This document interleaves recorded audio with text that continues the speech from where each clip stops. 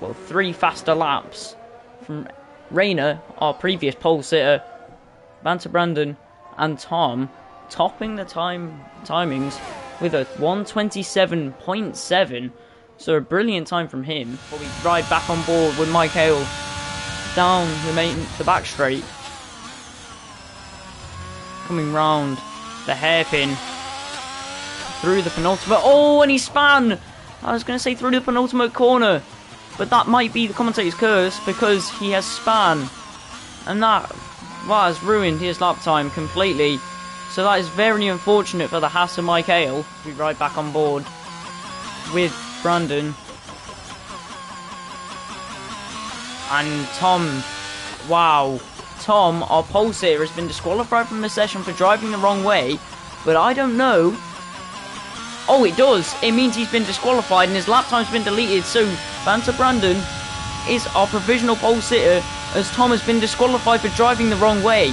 So, whilst we come to the end of qualifying, a bit of controversy as our provisional pole sitter gets disqualified. And that's the checkered flag out. Brandon goes faster again, so he would have taken that provisional pole spot anyway.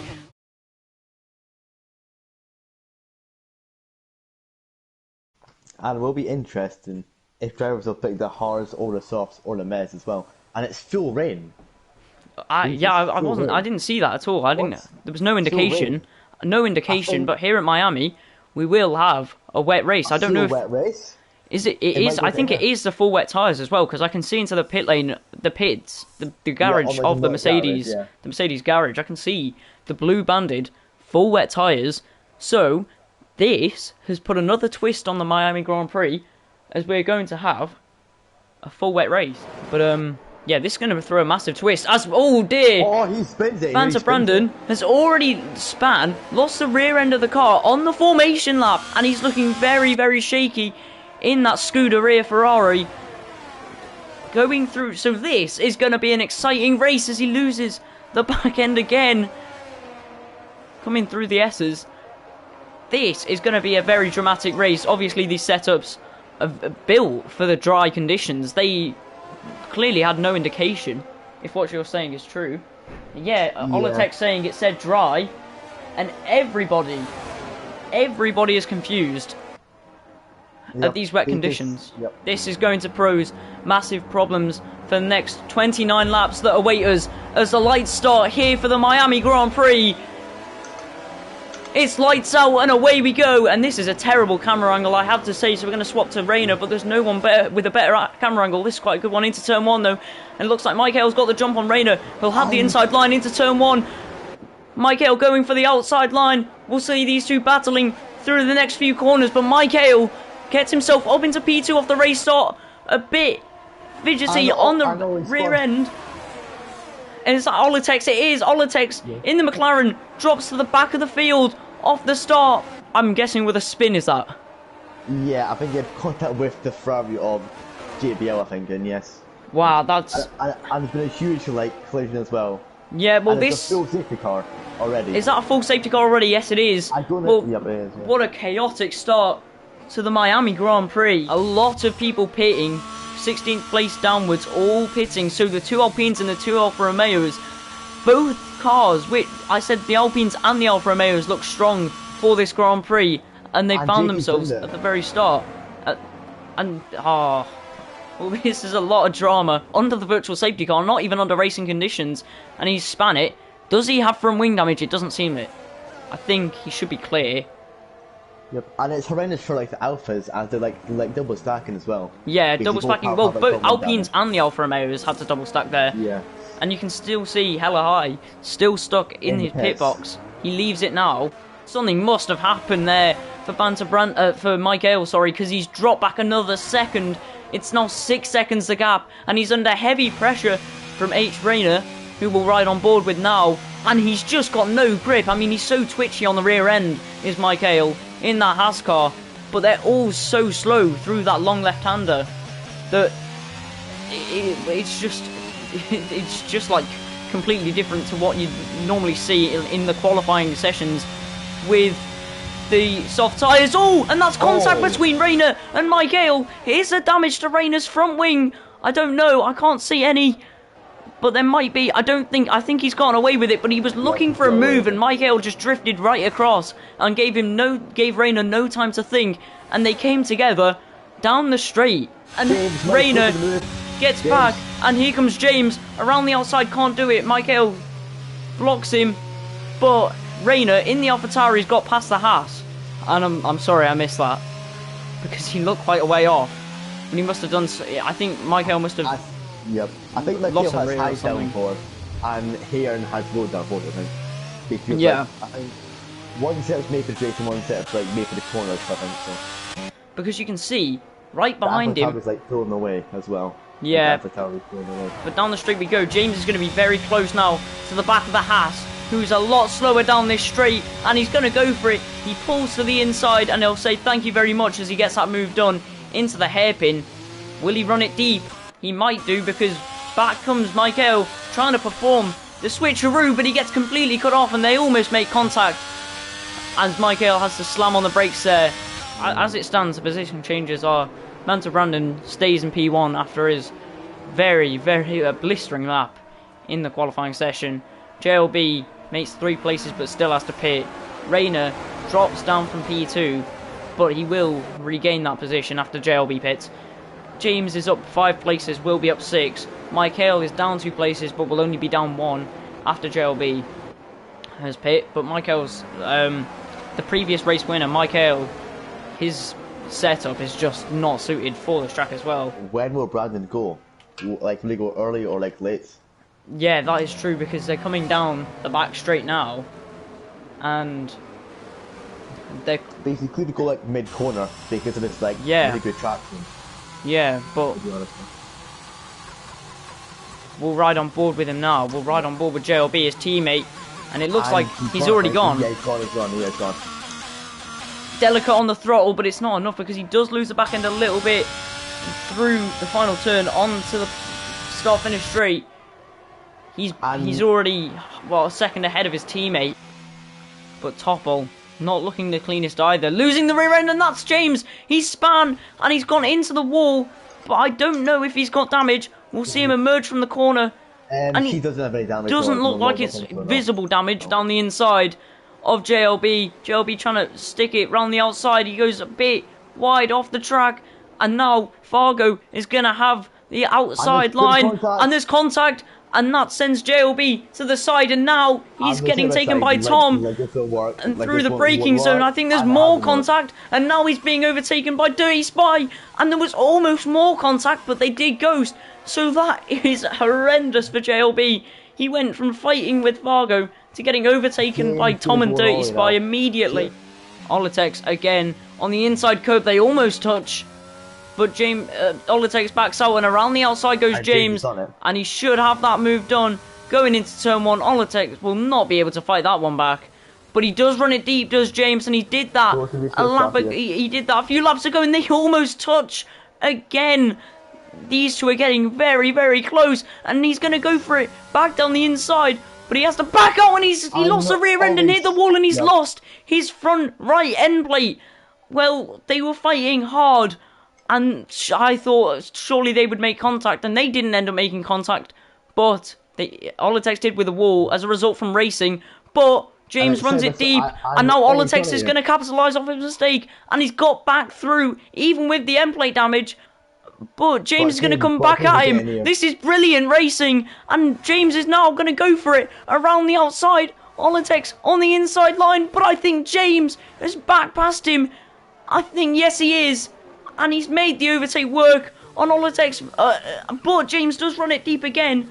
And this is a problem that he's having. He's outbraking himself as Olatex gets very twitchy with the rear end. And this has brought Apfel very close to the back of these two for this battle for P5. Down the straight they go then, and James getting all out of shape, out of the corner. And now Apfel drops back a little bit. But here comes Olatex. Down the straight, even with that end plate damage. James can't really fight him, but will look to the side, and he must have higher downforce. And Olatex brakes later, but he outbrakes himself. And James gets back past him, but will come back up. Still go for move here. still battling for it. And now we come down the start-finish straight. A splash of ERS used for Olitex. I'm guessing that James will be using a lot of his. Neither of them run it too deep through turn 1. And as it stands, James will keep that P5, but that was absolutely epic, as I think James might have touched a wall a little bit there. Losing the rear end. As now we ride on board with Tom down the kind of straight, and he's done this, he's gone for the dummy, and they do make contact as he goes down the inside. Olitex comes right across him, and Tom can't get out of the way, and through goes Jonah. Up fell Jonah. We weren't even looking at him at all. We didn't even see him for this fight, but he's made his way through. And full safety car, and it's a full safety car after Abfel Jonah makes his move. It's brilliant, and he's been on the touch. Olitex and Jonah have touched onto the safety car. Olitex brakes a little bit too hard, and Abfel just goes right into the back of him. And Banter Brandon has. Is it time for inters, or is it full wets again? I would not say so, to be honest, because everybody else has went wets.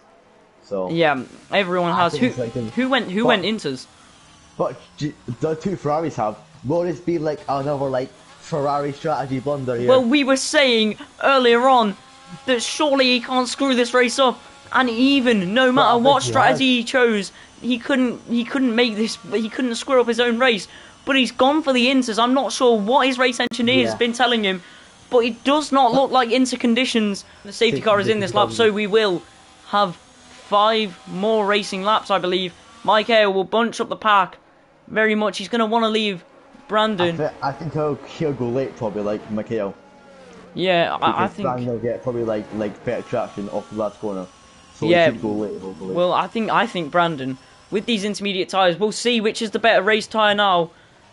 We ride on board with Brandon, who's a bit slow out of the hairpin, but he's very close to the back of that Haas car, and he's getting ready for him to accelerate. Jake gets another penalty.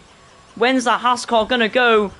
Oh, there's contact between Brandon and Michael, and Tom was right alongside them. Will he pick up a penalty? I don't think he will. There's yellows through sector 3. There's a slow Williams here, and it's going to be white here, like what's happening here? This absolute chaos. Oh, there's chaos. There's absolute carnage at the back. Wet tyres are very easy to warm up, and going that slow under the safety car, maybe the inters aren't up to racing heat, but Brandon's shown an overwhelming amount of pace this race, and where we were almost convinced they'd made an incredible strategy call. I think it's another Ferrari blunder, to be honest. I think everyone else is struggling who's on those intermediate. I mean, two of the intermediate drivers have, two of the inters DNF, and 2 of them are at the back. And now he's under pressure from Toppel. And Toppel's going to go down the inside into the. Oh no, he spun! He spun! Oh, this is absolute chaos, and it's unbelievable. And I think, is that damage to the Ferrari of Banter Brandon? He's been so dominant all race. Toppel, it's a Haas 1-2. And this is absolute carnage. You've got to feel for Banter Brandon. Matthias went deep. Has he? Oh no, it's promoted Toppel to the lead of the race when we weren't even watching that. And that is heartbreak for Michael, another man who was leading the race. And just on the final corner to start the final lap of this Grand Prix, Toppel takes the lead. And I've said this a lot about Mike. I said this about Michael, and I said this about Banter Brandon. But surely he'll cruise home to take his first victory in this, for this season. Toppel should cruise home and win at Miami at the second race, which will promote Haas far, far up the order, because they won last race and they'll win here too. We should be focusing on this man, Toppel, who's been pretty silent, had nothing happening for him all race up until now, where he's just cruised into P1 as his teammate makes a mistake. And on the second to last lap of this Grand Prix, Toppel took the lead of this Grand Prix, and he made no mistakes since then. And Toppel will cross the line to win the Miami Grand Prix, and it's celebrations for Haas and disappointment for Ferrari. And Fargo on hell high here. And Tom will finish And Fargo P3. binned it. And there's still lots happening. And yes, Fargo binned it. He's lost it at the final stages of this Grand Prix. He crashed over the line. But I think he takes P12 over the line, so that's unfortunate for him. But we see the podium celebrations. Banter Brandon leaves the session, and I'm not surprised, but this man, what a drive from Topo. Unspoken about pretty much the whole race, and he made a move at the very end to win. So we're a Haas 1-2, and I'm sure Michael will be very disappointed that he made that mistake. But he can still be happy for his teammate, because what a drive from him.